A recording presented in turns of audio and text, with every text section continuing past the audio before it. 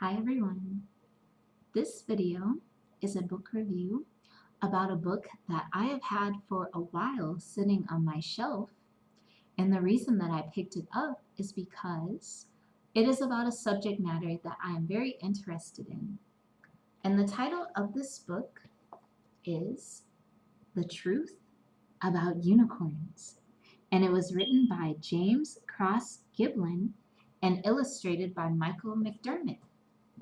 Now, as I said, I'm very interested in the subject of unicorns. In fact, I'm interested in stories about many creatures, fairies, goblins, gnomes, mermaids, all sorts of things. I do have a lot of fairy statues and gnome statues and angel statues in my home, but as far as unicorns, I only have one object that has a unicorn on it, and it is this unicorn snow globe. So pretty. So yeah, and I also had a unicorn pancake made for me several years ago by a visual artist. So before I get into telling you about the book, I wanted to share some information with you about the author and also about the illustrator. So the author, James Cross Giblin, he was an author, editor, and lecturer. He wrote many books for young people, and he wrote about subject matters that were either controversial or they were about just subjects that you really didn't take the time to think about.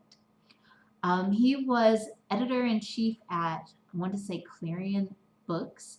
He studied, I believe, at Case Western Reserve, which is in Ohio, because he grew up in Cleveland. So if you've never been to Cleveland, Case Western Reserve is in a space, it's a university circle. So there's Case Western Reserve, there's Cleveland Institute of Art, there's Cleveland Institute of Music, and then further down the street you have Cleveland State. So he studied drama and was also a playwright. So I feel that these experiences influence how he edited other people's work and also how he wrote his own work. In 1989, he retired so that he could focus more on his own writings. He also was very admired by his colleagues. He passed away in 2016. And if you just read up about him, nobody really had anything bad to say about him. So some of the titles of his books are Chimney Sweeps, Yesterday and Today, The Truth About Santa Claus, Milk, The Fight for Purity, From Hand to Mouth, or How We Invented Knives, Forks, Spoons, and Chopsticks, and the Table Manners to go with them. Let There Be Light, a book about windows, and The Riddle of the Rosetta Stone, Key to Ancient Egypt. So yeah, his books, I haven't read any of his other books. This is the first one I have read. And I kid you not, even though it looks like a children's book with beautiful illustrations on the front, it was so informative. I honestly thought it was a book for adults. I didn't even realize. I had to keep looking at the front. I was like, this is a book for juveniles? Now, Michael McDermott is the illustrator. He studied at Maryland Institute College of Art. He has a special interest in fairy folk tales and fantasy. Mr. McDermott lives with his wife Liz in Stewartson, Pennsylvania. Now, this book was published in 1991. The author died at age 82 in 2016, but I don't know anything more about the illustrator. I don't know how old he is. I don't know if he's alive. I couldn't really find much information about him. I know this book was inspired by two librarians who came up to him and asked if he had written a book about unicorns, because you know there's The Truth About Santa Claus. He uses a lot of photographs in this book from various museums.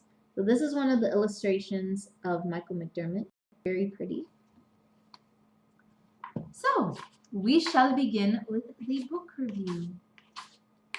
The book starts off in chapter 1 telling us about the origin of unicorns. So when most people see a unicorn, they think of this, little white horse with a horn. But unicorns actually didn't start out that way. In fact, if you go to different parts of the world and like researching about unicorns, you're going to see that the unicorn's image changes, the unicorn's what it does, like how you can summon it, what it means, what omen it means, if it's good luck or something else. It varies from culture to culture. It says that unicorn is Latin for unicornus, which means one horned. It says there was even a real dinosaur, unicorn, a large plant-eating animal whose scientific name is Monoclonius nasicornis. It roamed the uplands of northern Asia and North America in the Cretaceous period about 120 million years ago. Now this is, I guess, a picture of the Monoclonius, which looks like I guess, Triceratops or an early version of a rhinoceros. So I could see how the unicorn stem from this creature. Because a lot of people say like, oh, mermaids stem from manatees, but I feel like there's something else. So the unicorn went by different names depending on where you were. In chapter 2, he talks about a man named Theseus. That's how you pronounce it. So Theseus was a Greek physician who left his native land in 416 BC to accept an appointment from the king of faraway Persia. Now, usually when you have a person who is a traveler, they're going to travel, they're going to hear stories, and sometimes you might get some accuracy, and other times you might not. Some of these travelers will take their own personal liberties and just create stories that aren't true, because a lot of people during those times couldn't travel as quickly and as far as we could. So they relied on the stories of those who had seen certain things and they took them as fact.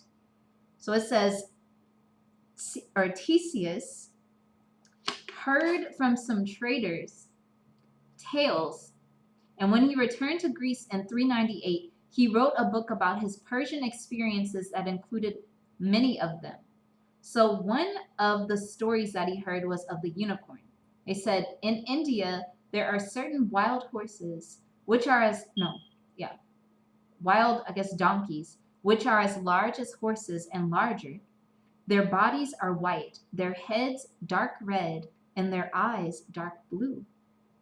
They have a horn on the forehead, which is about 1.5 feet in length. The base of the horn is pure white. The upper part is sharp and a vivid crimson, and the remainder or middle portion is black. So this sounds more like the unicorn that we see today. You see, it even looks like it.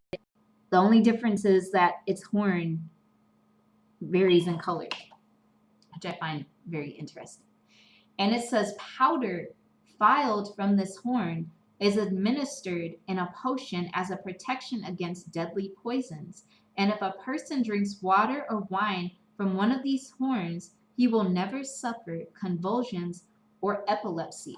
Now, I believe that these stories were the beginning of the trend of making unicorn cups, because it mentions in this book about dishes and various things made from the horns of unicorn.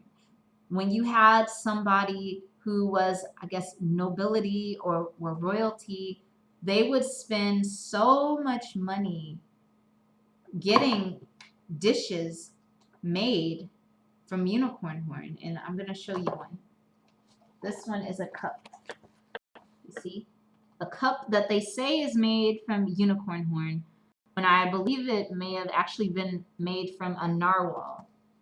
Narwhal, that's how you pronounce it. So yeah, that's just one version of the unicorn. Then it says, Theseus's unicorn sounds as if it had been inspired by 2 other animals in India.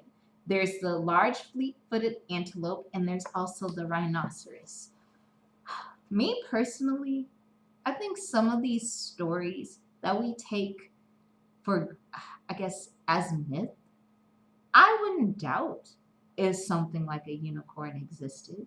I also wouldn't doubt if something like Bigfoot existed. I mean, if Bigfoot did exist, it would probably be a North American ape or something of that nature.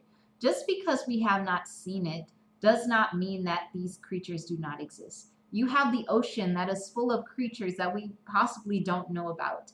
Creatures with little bulbs on their head and sharp fangs. Creatures that can literally turn their cells and regenerate themselves and never die. They go back to being basically what is like a fetus, turn into an adult, and then turn into an egg again. And they just replicate themselves for thousands of years. Whales that are thousand, or I don't know. Somebody said there's a 1,300-year-old whale. So I would not knock a unicorn being in existence, even if it did or did not exist during that time.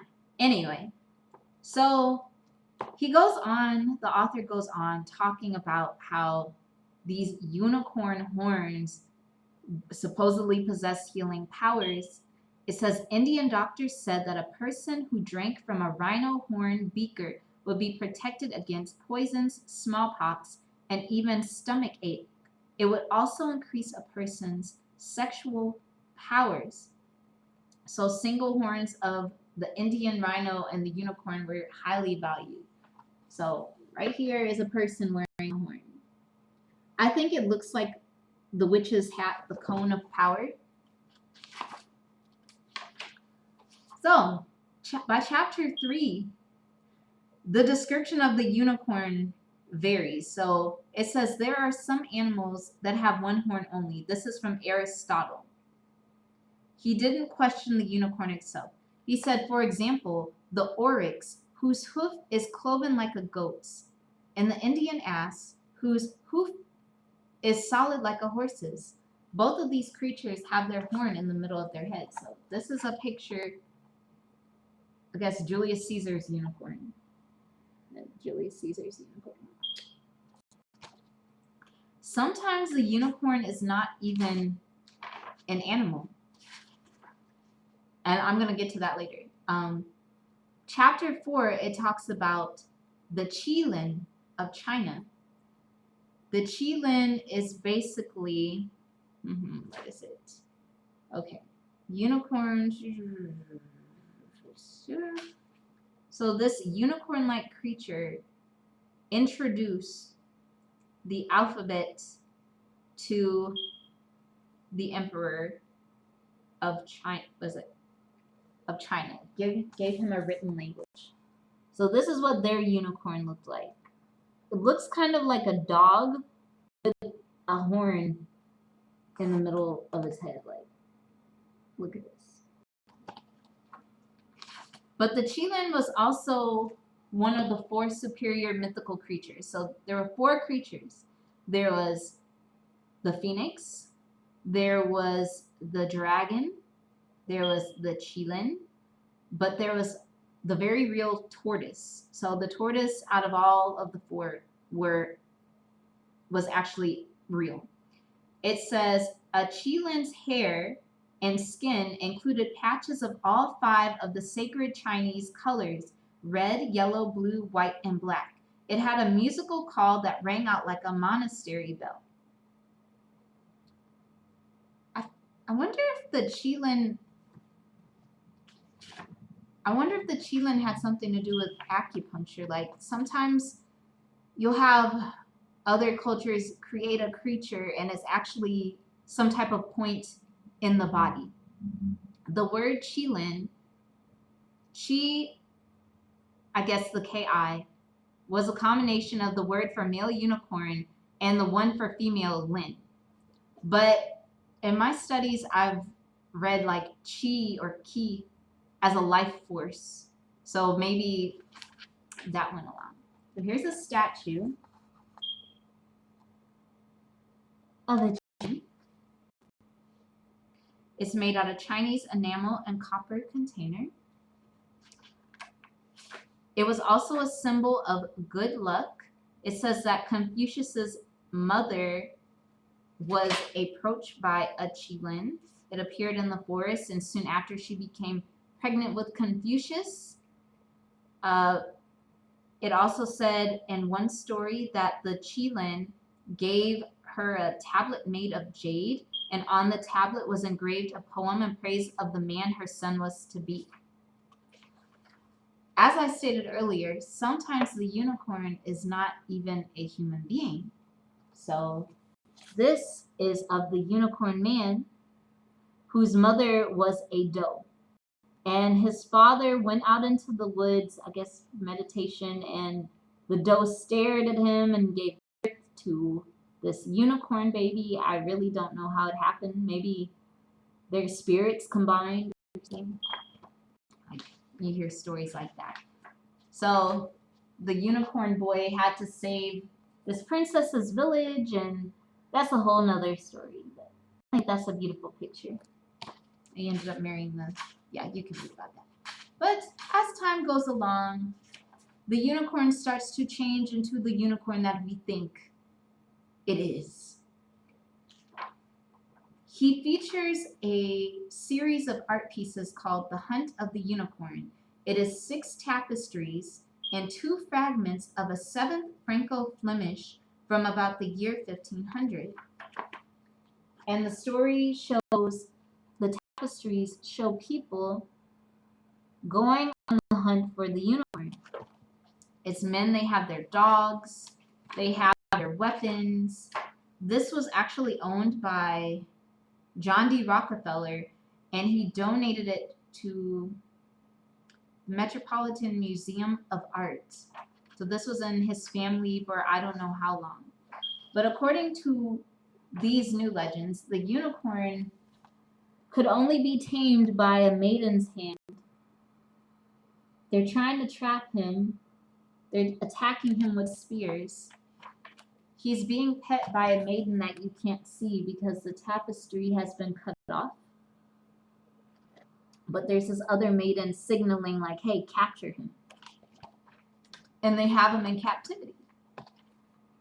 They say that the unicorn was supposed to represent Jesus Christ, and that the maiden was supposed to represent the Virgin Mary, and just the goodness and purity of the unicorn. I just don't know why anybody would capture a unicorn and keep it hostage. I don't know. But the speculation is that this tapestry, or these series of tapestries, were supposed to be a wedding gift, and that the groom may have been included in one of the tapestries, because there's different letterings in there. There's AE, which also is known as the link of love, and was often used to indicate a married couple. As you can see, AE. Where is it? It's like it's just a maiden's heart. I just don't know why you're killing something. What's interesting is that the unicorn uses its horn in one of the tapestries to purify the water for the other animals. So you have something so good, and you decide to capture it and hold it hostage. I thought that was very interesting. So as time went along, people started losing belief in the unicorn. Even though royalty was spending thousands and copious amounts of money on unicorn silverware or unicorn utensils to eat their food in, over time they discovered that the horn was actually from the Norwal. And this is a picture of a narwhal if you don't know what it looks like. It's dirty.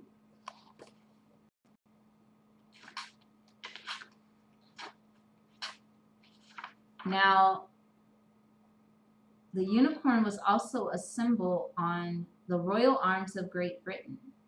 The lion represented England, and the unicorn represented Scotland.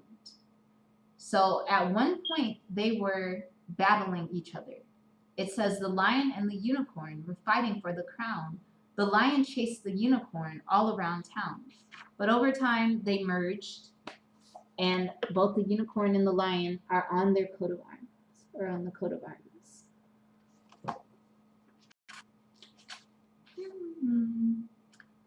There have also been scientific experiments of people trying to create living unicorns. One was a man who transplanted a calf's horn buds from the sides of its head to the middle of its skull and arranged them so that they touched each other across the central division, which would ultimately become one horn. And this is the unicorn cow with its one horn. So the horn emerged straight. He used it to pass fences and to defend himself, but he didn't use it to attack another creature. Now, a lot of people didn't like this because they felt it was animal cruelty. However, this technique was used by Dinka tribesmen in Africa. They wanted their cows to be the leaders of the cattle herd, so they created one horn to indicate that this cow was the leader of the herd.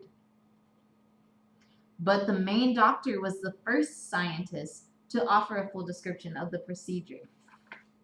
Now, once again,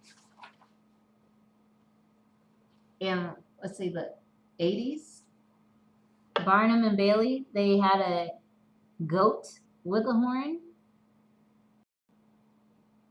They got criticized for that. The goat was basically, done in the same way that the cow was done. His horns were transplanted to the middle of his head so that it could look like a unicorn. And in this case, they had this princess who would dress up as a maiden, and she would tame the unicorn just like in the olden stories, because the unicorn could only be tamed by a maiden. But people weren't having it. They were not having it. So yeah, this book was very informative for a very short children's book. I was actually very surprised. In the back, he has a bibliography and reading lists. Most of these are not children's books. They're actually articles and books published for adults. I don't know if there's more books about unicorns that have come out, but I think this was pretty good. If you're into mythology, if you would like to teach your children something about other cultures and how stories can turn into one thing or another over time, and how people's mindsets, I guess, widened or thinned the veil between reality and mythology, which is basically one and the same, then this is the book for you. The Truth About Unicorns. I'll be sure to read more of this author's books in the future and share them with you. So talk to you later, everyone, and happy reading. Bye-bye.